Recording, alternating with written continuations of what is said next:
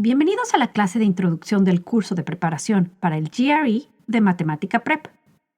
En esta clase vamos a hablar sobre la estrategia de preparación que seguiremos durante el curso para ayudarte a alcanzar un puntaje sobresaliente en el examen que te permita aplicar con éxito a los programas de posgrado más competitivos del mundo. Si has presentado el GRE antes, o incluso si ya has hecho uno de los exámenes de práctica oficiales, sabes que este es un examen muy diferente a los exámenes que has presentado a lo largo de tu vida de estudiante. Por eso, la estrategia de preparación que vamos a seguir para que alcances un puntaje competitivo será diferente a las estrategias de estudio que has seguido antes. Y es que el GRE se precia de ser un examen de razonamiento de orden superior. ¿Qué significa esto? En el proceso para alcanzar el aprendizaje significativo, hay varios pasos o varios niveles. En los primeros niveles está memorizar y entender la información. Sin embargo, tu habilidad a estos niveles no es de interés para el examen. La tecnología ha convertido a la información en un artículo de consumo a la que todos tenemos acceso inmediato. Casi cualquier información la puedes encontrar en cuestión de segundos desde un teléfono conectado a Internet. Los comités de admisiones saben esto y por eso no buscan evaluar cuánto sabes. Lo que intentan evaluar a través de tu puntaje en el examen es qué puedes hacer con lo que sabes. Por eso, en este examen tienes que demostrar que puedes aplicar tu conocimiento para resolver problemas que no has visto antes.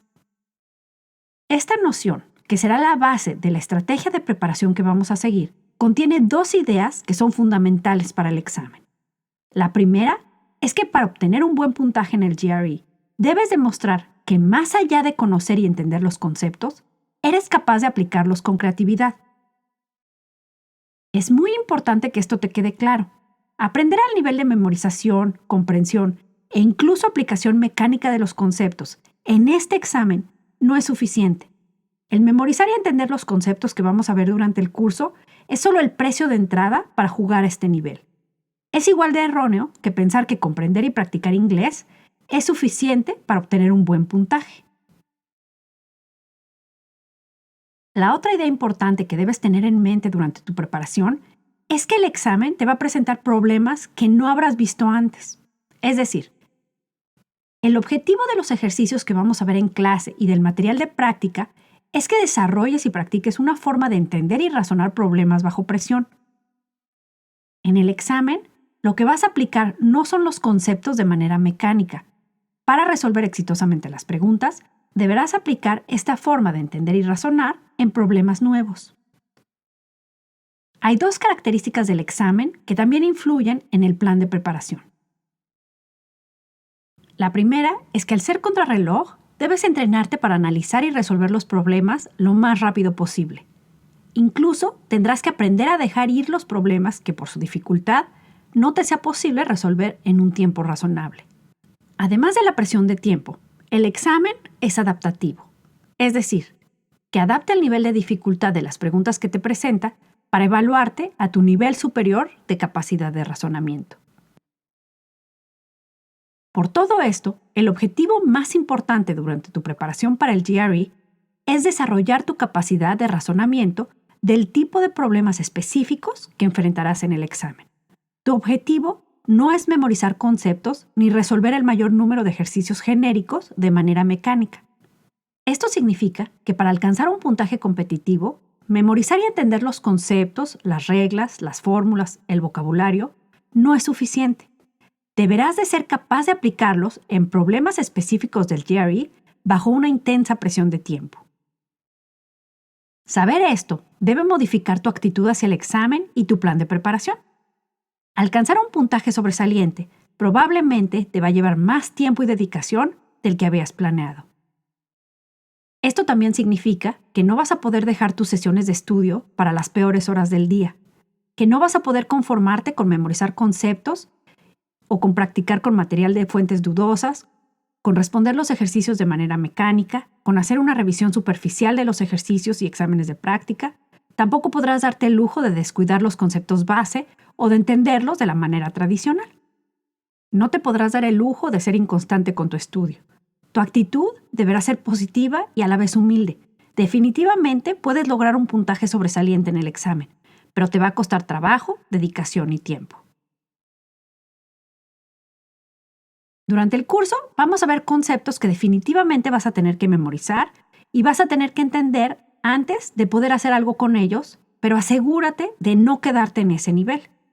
Y este también va a ser el enfoque durante las clases del curso. Vamos a repasar conceptos, a verlos aplicados en problemas como los del examen y además vamos a practicar cómo reconocer y evitar las trampas que los diseñadores del examen van a poner en tu camino para esconder la respuesta correcta y atraerte hacia una respuesta incorrecta.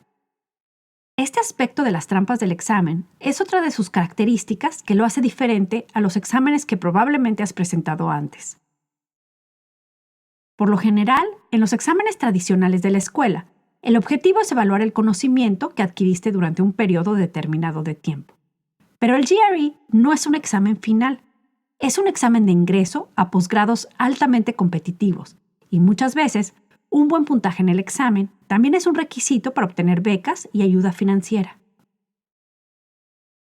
Por eso, el puntaje se usa para evaluar no cuánta información has acumulado, sino las habilidades avanzadas de razonamiento que has desarrollado a lo largo de toda tu educación.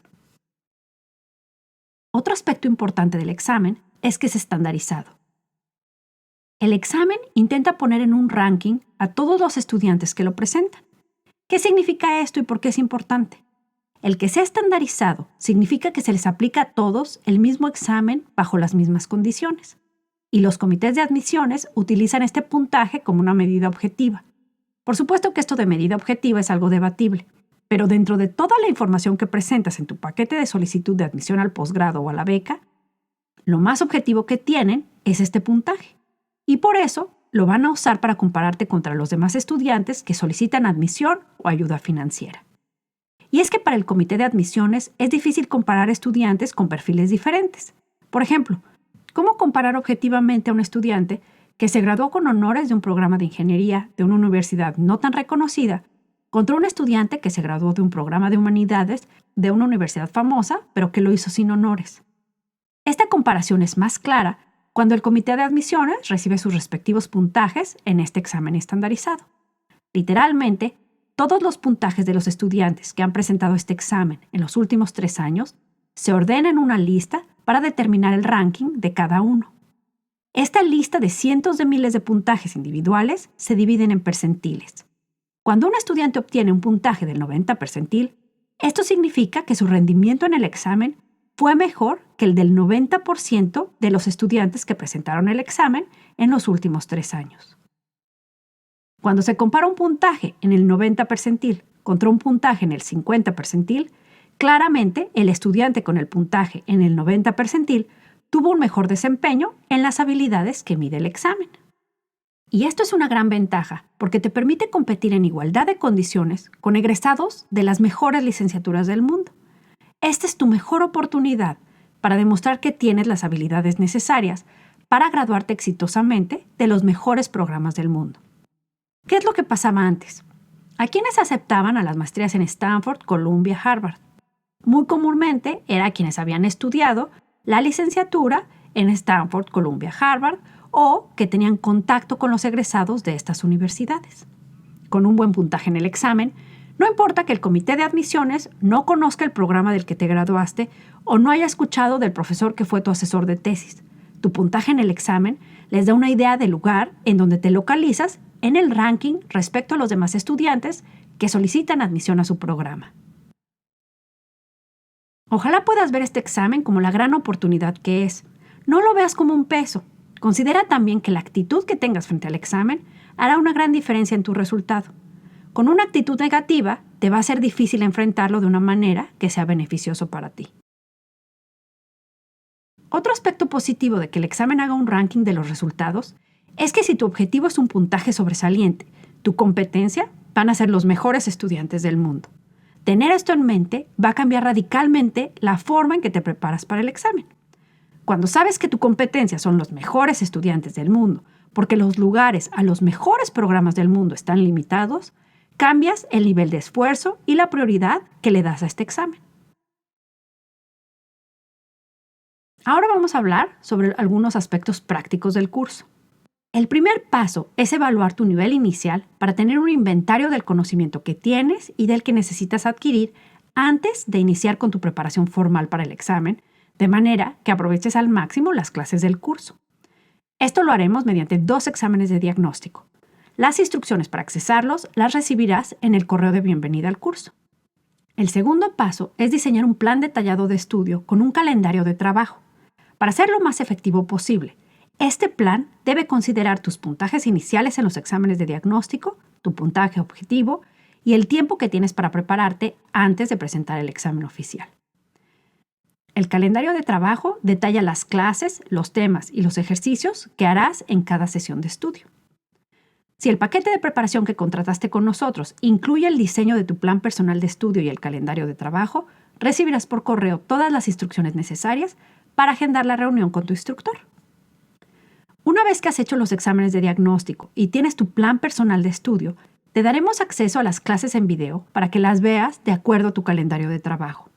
Si contrataste el curso online en vivo, tu calendario de trabajo también tendrá marcadas estas sesiones en vivo. Al terminar el curso, harás exámenes de práctica en línea. Las instrucciones también las vas a recibir por correo en su momento. Cada vez que hagas un examen, podrás agendar una reunión con tu instructor para analizar tus resultados y, de acuerdo a tu avance, modificar tu plan de estudio para asegurar que vayas progresando hacia tu puntaje meta. Ahora vamos a hablar sobre cómo aprovechar al máximo tus sesiones de estudio. A lo largo de tu preparación, estudiarás conceptos y vocabulario que será importante estar repasando constantemente para que al llegar al examen oficial los puedas aplicar. La mejor manera de hacer esto es haciendo flashcards cada vez que te enfrentes a un concepto nuevo o a una palabra nueva. Otra herramienta muy útil es hacer un registro de errores, en donde haces el análisis detallado de los errores que cometes en tus ejercicios de práctica.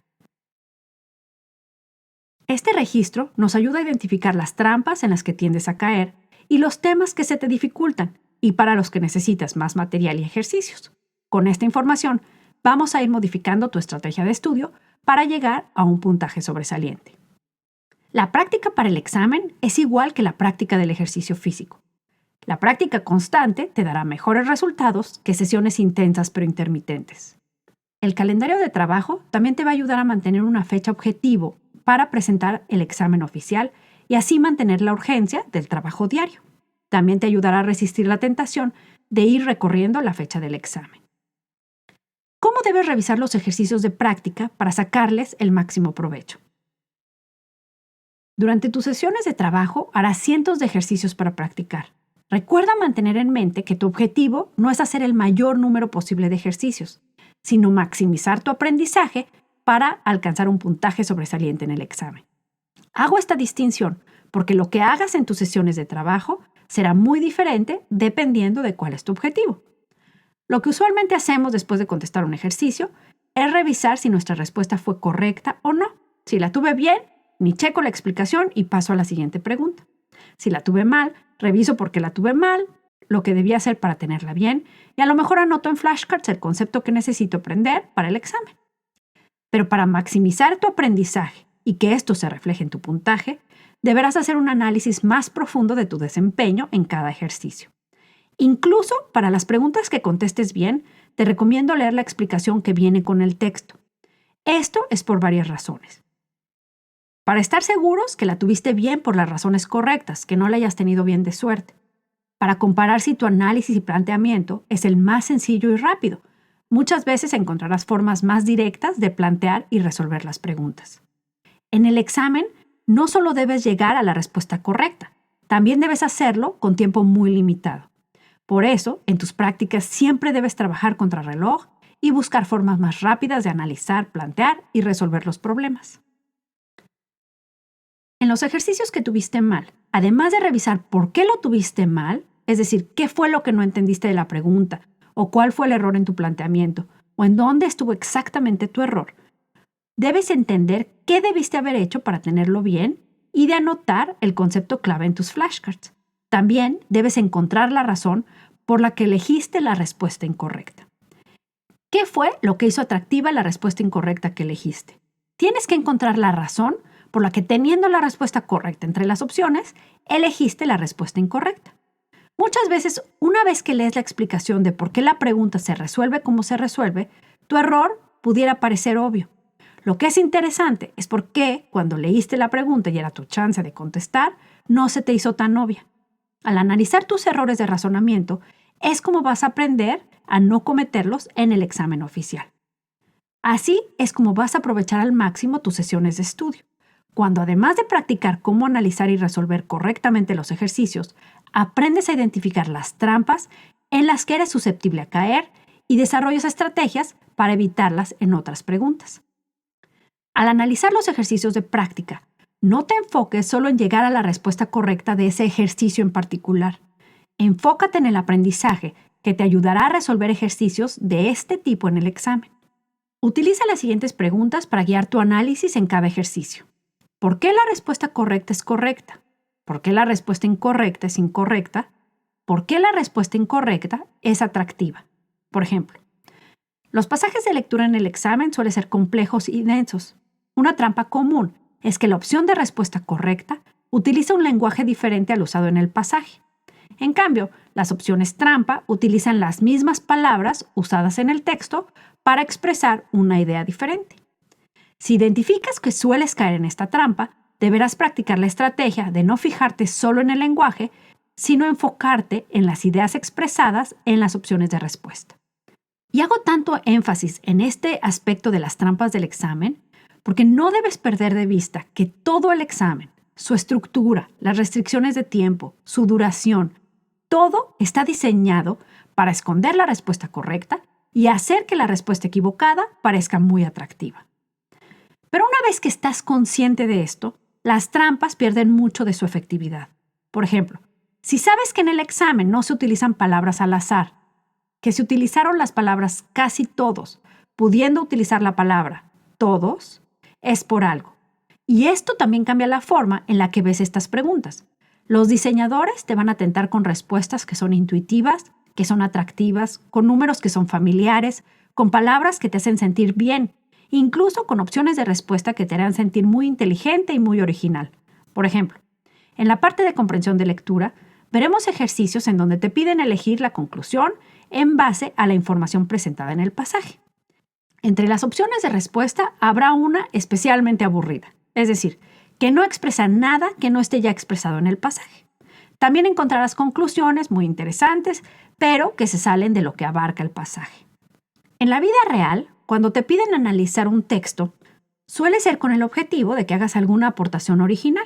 Pero en el examen, cuando te piden identificar la conclusión, no quieren tu opinión, quieren que elijas, en base a las ideas expresadas en el pasaje, qué es lo que se puede concluir. El punto es que las tentaciones en el examen son respuestas intuitivas, atractivas, pero equivocadas. Y es que hay todo un portafolio de trampas que se aplican para diferenciar a los candidatos que no entienden los conceptos, de quienes los entienden superficialmente, de quienes los entienden pero solo saben aplicarlos de la manera tradicional, de quienes los entienden y pueden aplicarlos con creatividad para resolver problemas que no necesariamente han visto antes. Al estudiar los conceptos, asegúrate de entenderlos de manera que te quede claro el tipo de problemas que resuelven. Piensa en los conceptos que vamos a ver como herramientas que te van a ayudar a resolver los problemas del examen. Los conceptos son el medio, no el fin del examen. Si solo voy a poder aplicar los conceptos cuando básicamente me están diciendo aplica este concepto, no voy a llegar a un puntaje sobresaliente. Las preguntas difíciles incluso van a esconder o te van a tratar de distraer del concepto que te serviría para resolverlo fácilmente. Toma esto en cuenta. Desde que estás estudiando, ve analizando para qué podrías utilizar un concepto. Y esto lo vamos a hacer en el curso, pero también cuando estés estudiando, te vas a enfrentar a este tipo de nuevos conceptos ya muy utilizados, pero aplicados de una nueva forma. Asegúrate de notar todas estas cosas. Lo de menos es saber el concepto. Es mucho más importante reconocer cuál de todos los conceptos a tu alcance es el que te va a servir para resolver el problema en el menor tiempo posible. Una de estas herramientas de los diseñadores del examen es la abstracción. Una forma común de complicar un problema es que te presentan el concepto básico de forma abstracta. Por ejemplo, el concepto de división. Si la pregunta fuera, ¿cuál es el residuo de dividir 16 entre 5? Casi nadie tiene problemas en determinar que el residuo es 1 y el cociente es 3. Es decir, que 16 es igual a 3 por 5 más 1. Pero el mismo caso, expresado con variables en lugar de con números concretos y además desordenando el proceso, hace que este mismo concepto parezca mucho más complicado. Observa la siguiente pregunta. ¿Cómo plantearías este ejercicio para resolverlo?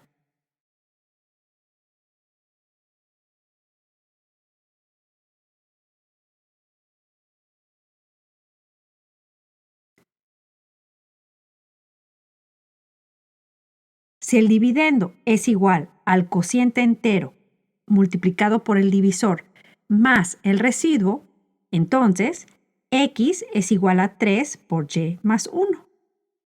Algunos posibles valores para x y y son: cuando y es igual a 3, x sería igual a 10. Cuando y es igual a 4, x es igual a 13. Cuando y es igual a 5, x es igual a 16. Claro que una pregunta del examen no se va a quedar ahí. Ahora trata de resolver esta pregunta tipo GRE. Aquí te dejo estas claves para ayudarte a plantearlo.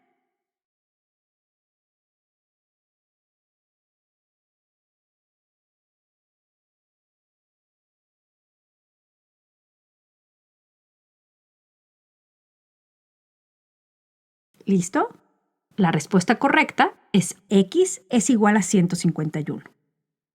Este ejercicio dice lo siguiente. Cuando el entero positivo x es dividido entre el entero positivo y, el cociente es 18 con un residuo de 7. Cuando x es dividido entre y más 2, el cociente es 15 y el residuo es 1. Me pregunta cuál es el valor de x. Lo primero que voy a hacer es plantear estas dos relaciones. X es igual a 18 por y más 7 y x es igual a 15 por y más 2 más 1. Para resolver, voy a igualar estas dos ecuaciones, despejo el valor de y luego sustituyo este valor en alguna de las dos ecuaciones. Así llego a que x es igual a 151. El punto de este ejercicio es que veas cómo manejar un concepto para el examen significa que puedes aplicarlo aún cuando te lo presentan de manera abstracta y no siempre en el orden tradicional.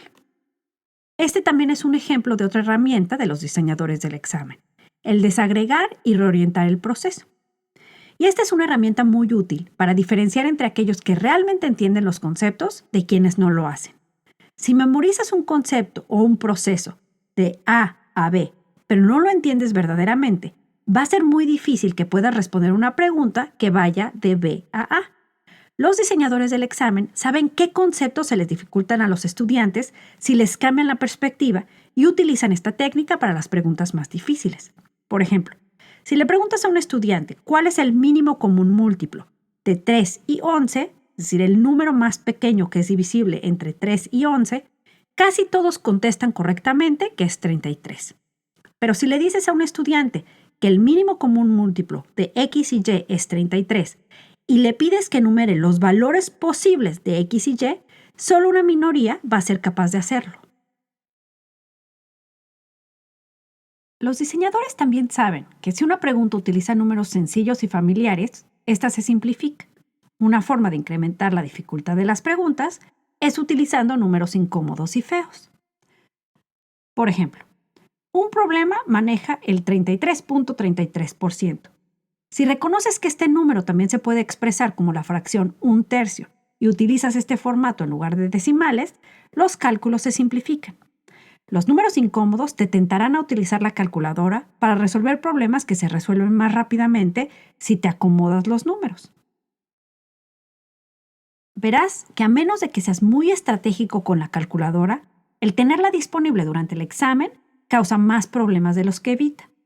Esto también lo vamos a practicar en las clases de Quant. Y hablando de la calculadora, como este es un examen de razonamiento cuantitativo y no de mate, para reducir el énfasis en el cálculo mecánico de las operaciones, En la pantalla del examen tendrás disponible una calculadora. Pero esta calculadora es muy sencilla. Tiene nada más 5 funciones: suma, resta, multiplicación, división y raíz cuadrada. La calculadora reduce el énfasis en resolver operaciones básicas, pero tienes que tener cuidado con los problemas diseñados para confundir a quienes dependan demasiado de ella. El GRE contiene exactamente 0 preguntas que se resuelven solamente con la calculadora. Tu herramienta principal siempre debe ser la lógica matemática y los conceptos fundamentales. Otra herramienta muy común de los diseñadores del examen es aprovechar los huecos de conocimiento más comunes. Los diseñadores tienen las estadísticas que les permiten determinar cuáles son los errores que con más probabilidad cometerá un estudiante con tus características. La mayoría de las opciones de respuesta incorrectas están diseñadas alrededor de un error común específico. Muchos estudiantes se van con la finta de que si encuentran la solución a la que llegaron entre las opciones de respuesta, eso significa que llegaron a la respuesta correcta, cuando lo que en realidad pasó es que cometieron un error muy común y por eso encontraron su respuesta equivocada entre las opciones. Otro ejemplo de cómo es utilizada esta herramienta es, por ejemplo, cuando un problema habla de números no negativos. Algunos estudiantes asumen que el problema se refiere a números positivos y se olvidan de considerar el cero. Otro ejemplo es cuando un pasaje de lectura describe 2 eventos y utiliza un lenguaje que parece indicar que hay una relación de causa y efecto, pero debes considerar que ambos pudieron haber sido causados por un tercer evento que no se menciona. Cuando entiendes los conceptos y te entrenas para ver las trampas que los diseñadores utilizan, no solo identificarás la respuesta correcta, también identificarás los errores comunes y las trampas que hacen que las respuestas incorrectas sean muy atractivas. Reconocer cuándo los diseñadores utilizan esta estrategia es importante para no irte con la finta por el lenguaje o los números que se utilicen en el problema. Por ejemplo, en la sección de verbal, muchas respuestas correctas están escritas con un lenguaje genérico y aburrido, mientras que las incorrectas van a utilizar el mismo tipo de lenguaje, incluso las mismas palabras que el lenguaje de la pregunta y el pasaje. En la sección de mate encontrarás problemas con las cantidades expresadas en un formato, por ejemplo, en porcentajes. Algunas opciones de respuesta estarán expresadas en este mismo formato y otras en uno diferente. Si eliges la respuesta en base a cómo se ven los números, probablemente caerás en la trampa. En resumen, los diseñadores harán todo lo posible por esconder la respuesta correcta y hacer que la incorrecta parezca muy atractiva. Los diseñadores del examen también tienden a incluir detalles cuyo único fin es que te sea difícil enfocarte en la información que necesitas para resolver correctamente la pregunta. O sugieren información que provoca que asumas datos o relaciones que en realidad no están dadas en el problema. Los diseñadores tienen mucha habilidad para desviar tu atención hacia un enfoque que te aleja de las claves que te ayudarían a deconstruir el problema correctamente. Para evitar caer en esta trampa, debes estar consciente de qué sugiere la pregunta y cuál es el punto ciego. Practica identificar exactamente qué es lo que la pregunta no quiere que consideres y usa esta información a tu favor. Toma en cuenta que cada palabra, cada número, cada opción de respuesta es elegida estratégicamente por los diseñadores. En este examen, nada es al azar. Incluso el orden de las preguntas está calculado. Por eso debes aprender de tus errores cuáles son las trampas en las que eres susceptible a caer. Al practicar, debes identificar las trampas en las que caíste y por qué fuiste susceptible a ellas.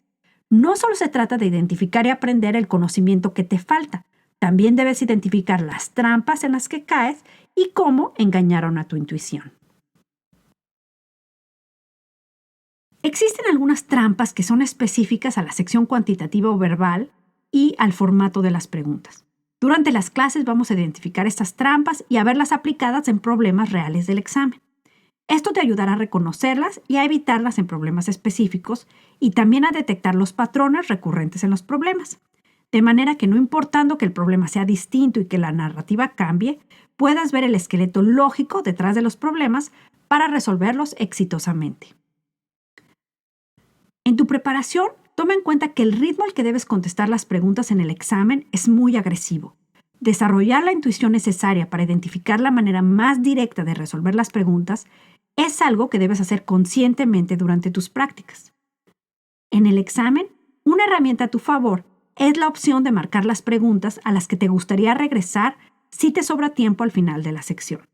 Con esta opción es más fácil dejar de trabajar en una pregunta y seguir adelante. Vamos a hablar un poco más sobre esta característica del examen, el que este examen sea adaptativo.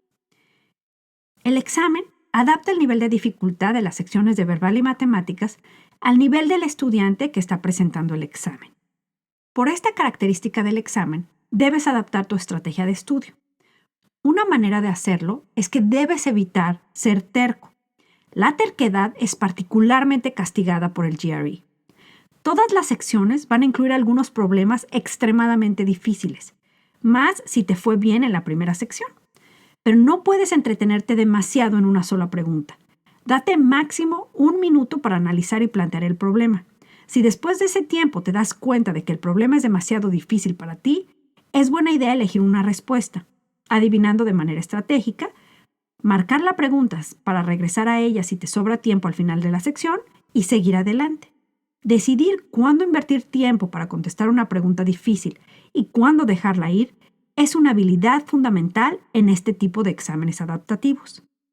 Si vas a invertir más de 3 minutos en un problema, debes tener la seguridad que el tiempo adicional te llevará a elegir la respuesta correcta. Lo peor que puedes hacer es llevarte más de 3 minutos y de todas maneras terminar adivinando. También es importante que no te entrenes para llevar un ritmo uniforme. Aunque el tiempo promedio por pregunta es aproximadamente de 1.5 minutos para verbal y de 1 minuto con 45 segundos para quant, algunas preguntas te van a llevar 30 segundos, otras te van a llevar hasta 3 minutos. Esto es normal. Considera esto: para poder invertir más tiempo que el promedio en una pregunta difícil, debes haber ahorrado tiempo en otra pregunta. Hay 2 estrategias para ganar tiempo que puedes invertir en preguntas difíciles. Ambas requieren que reconozcas los temas y el tipo de preguntas en los que eres fuerte y en los que no lo eres. La estrategia obvia es ganar tiempo resolviendo algunas preguntas en menos tiempo que el promedio. La no tan obvia es reconocer en los primeros 30 a 60 segundos las preguntas que están fuera de tu alcance y dejarlas ir. Con una que dejes ir a los 30 segundos, tendrás 1 minuto extra para usar en otra pregunta. Por ser adaptativo, el examen está diseñado para que casi nadie conteste correctamente el 100% de las preguntas. Si eres estratégico, puedes usar esto a tu favor y, aún dejando ir algunas preguntas, obtener un puntaje sobresaliente. Cuando estés haciendo ejercicios de práctica, no solo trabajes contra reloj. Además, acostúmbrate a conscientemente decidir a los 30 segundos o después de leer el problema y hacer un planteamiento inicial si en el examen oficial seguirías trabajando en la pregunta o si esta es una de tus 2-3 preguntas que vas a conceder en la sección. Vale la pena recalcar que siempre debes elegir una opción de respuesta. El examen no te penaliza por respuestas incorrectas y de suerte la podrías tener bien. Obviamente, la probabilidad de tenerla bien se incrementa si eliminas algunas opciones de respuesta. Si dejas una pregunta sin contestar, seguro la tendrás mal. Ya hablamos sobre muchas de estas trampas que utilizan los diseñadores del examen. ¿Cómo puedes evitarlas? Tu mejor herramienta es conocer la lógica del examen. El GRE es un examen fuertemente enfocado en las inferencias. Es decir, evalúa tu habilidad para sacar conclusiones lógicas. Por eso es importante entender la estructura de los argumentos. Una conclusión lógica es necesariamente verdadera si son verdaderas las premisas.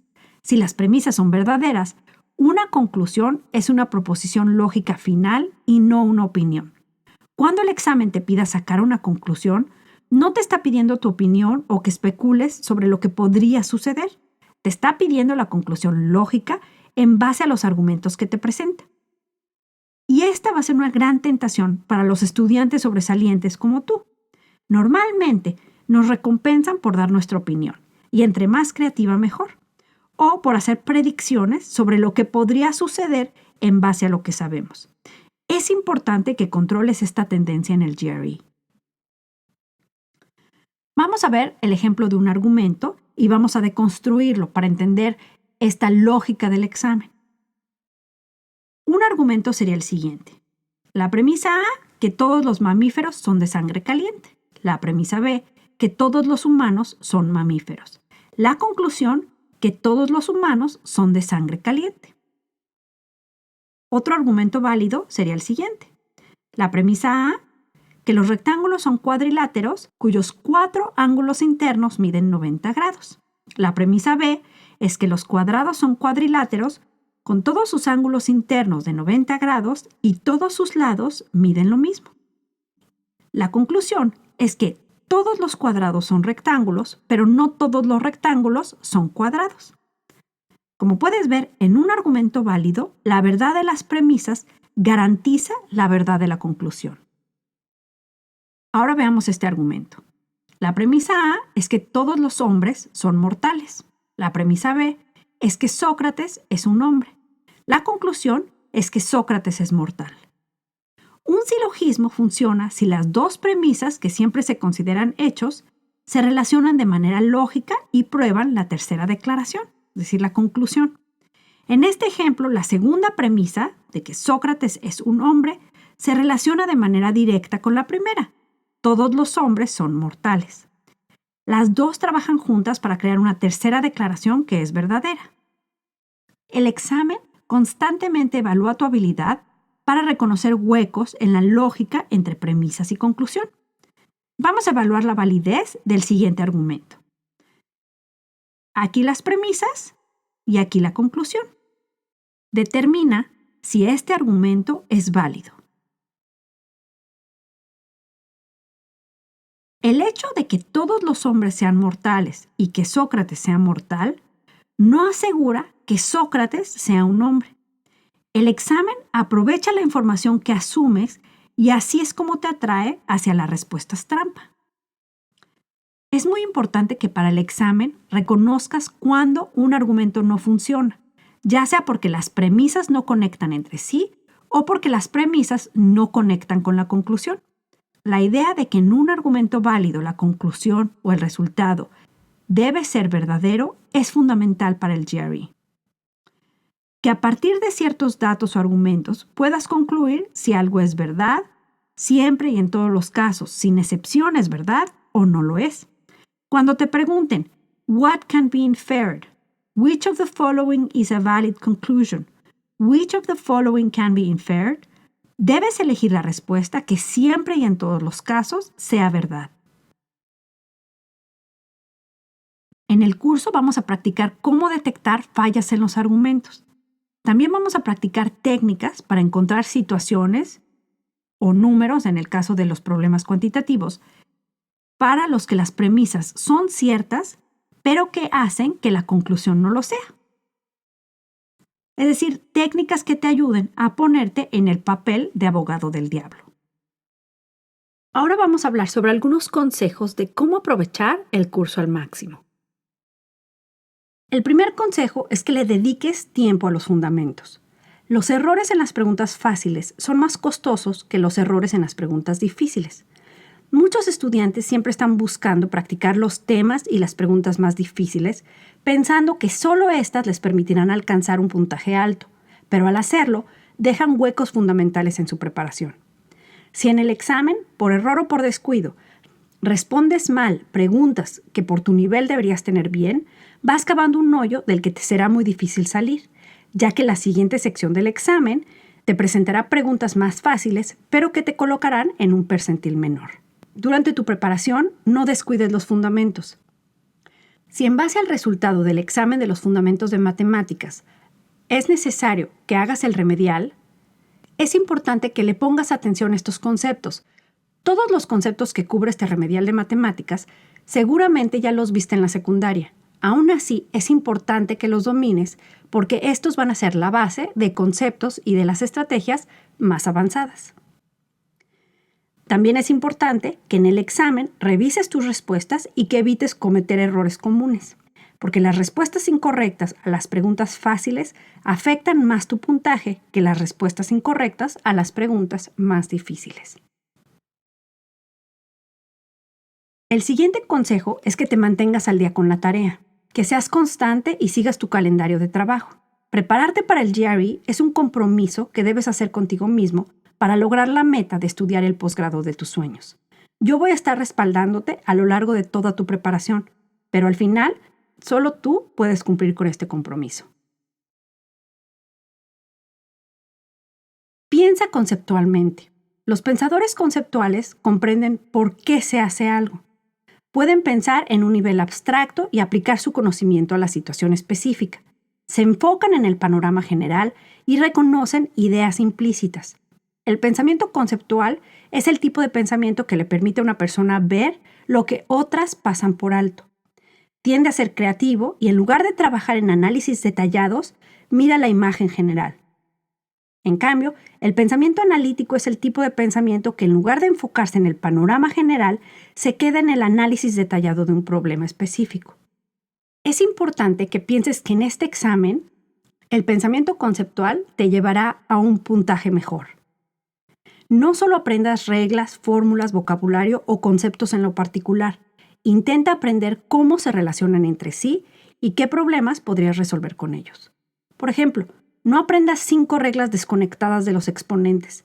Aprende a pensar sobre exponentes. No solo aprendas definiciones de palabras. Aprende los diferentes contextos en los que se utiliza ese vocabulario y los diferentes significados que puede tomar una palabra de acuerdo a ese contexto. No confundas cantidad con calidad.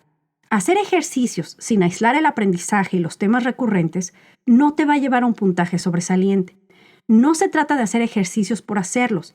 Se trata de aprender de cada ejercicio que haces para que desarrolles la habilidad de contestar correctamente en el examen oficial. A cada ejercicio debes dedicarle el tiempo para vaciar conceptos importantes en flashcards, para documentar errores en tu registro de errores, para analizar y reconocer las trampas y por qué las respuestas incorrectas son atractivas. En cada sesión de estudio debes ponerte un objetivo concreto. Por ejemplo, al principio puede ser sentirte más cómodo con cierta técnica algebraica, o dominar el formato de comparación cuantitativa, o practicar la administración de tiempo, el practicar dejar ir las preguntas más difíciles. Es importante que vayas practicando lo que quieres hacer en el examen oficial. Acepta y aprovecha tus errores. Los vas a cometer. Te va a doler, pero aprenderás más de ellos que de los ejercicios que contestes correctamente durante tus prácticas. Te vas a sentir avergonzado por la cantidad de información que has olvidado desde la secundaria. Esto es normal, nos pasa a todos. Velo así. Cada error que cometas durante la clase o en tus sesiones de práctica es un error que, con suerte, no realizarás en el examen. Bienvenidos los errores. Así, las herramientas principales para que obtengas un puntaje sobresaliente son tus exámenes de diagnóstico inicial, el Math Review oficial del GRE, tu plan de estudio y tu calendario de trabajo, utilizar el cronómetro cada vez que haces ejercicios, vaciar el conocimiento que vas aprendiendo en flashcards, llevar un registro de errores, los exámenes de práctica y las sesiones de estrategia con tu instructor. Para aterrizar las ideas principales que vimos en esta clase, vamos a practicar. Resuelve las siguientes 2 preguntas.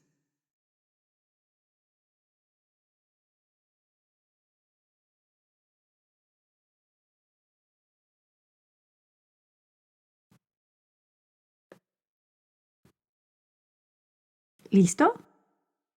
La respuesta de la primera pregunta es que el área se calcula multiplicando la base por la altura sobre 2. La respuesta de la segunda pregunta es que el valor de x es igual a 36 séptimos. Seguramente la primera la pudiste contestar bien sin ningún problema. La segunda, a lo mejor, te costó un poco más de trabajo. Sin embargo, las dos están muy relacionadas. Y el punto de este ejercicio es que veas a qué me refiero con esto de que para el examen deberás ser capaz de aplicar conceptos fundamentales de manera creativa. Vamos a analizar el segundo ejercicio. ¿Qué información me están dando? Me dan un diagrama que me proporciona la medida de 2 de 3 lados de un triángulo. Este lado que mide 7 y este lado que mide 12. También me dan la medida de esta línea, que es de 3. Y si te fijas, la línea que mide 3 se encuentra en un ángulo perpendicular a la línea que mide 12, es decir, se encuentra en un ángulo de 90 grados, que es lo que me indica ese cuadrito.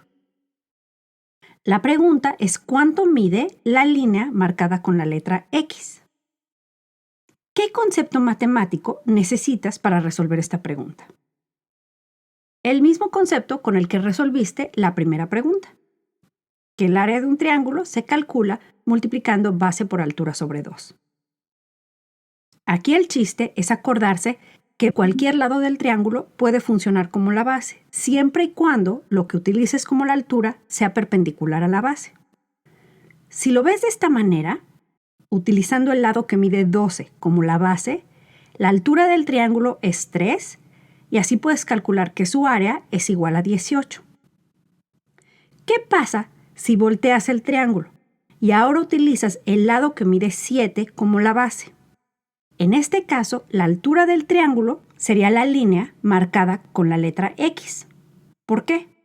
Porque X mide la distancia hasta el punto más alto del triángulo y se encuentra en un ángulo de 90 grados con el lado que estoy designando como base.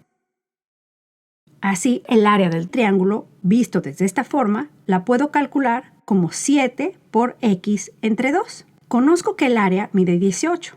Entonces, puedo establecer una ecuación en donde 7 por X entre 2 es igual a 18.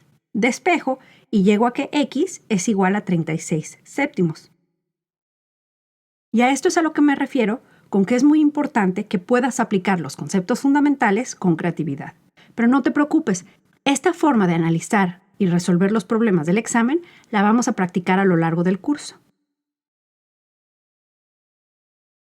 Esto es todo por esta sesión introductoria. Pronto recibirás las instrucciones correspondientes al curso que contrataste y te daremos acceso a los videos de las clases. También tu instructor te contactará para que si tu paquete incluye reuniones 1 a 1 con tu instructor, las puedan agendar. Esto es todo por ahora. Yo soy Mariana Saif. Nos vemos en la siguiente sesión.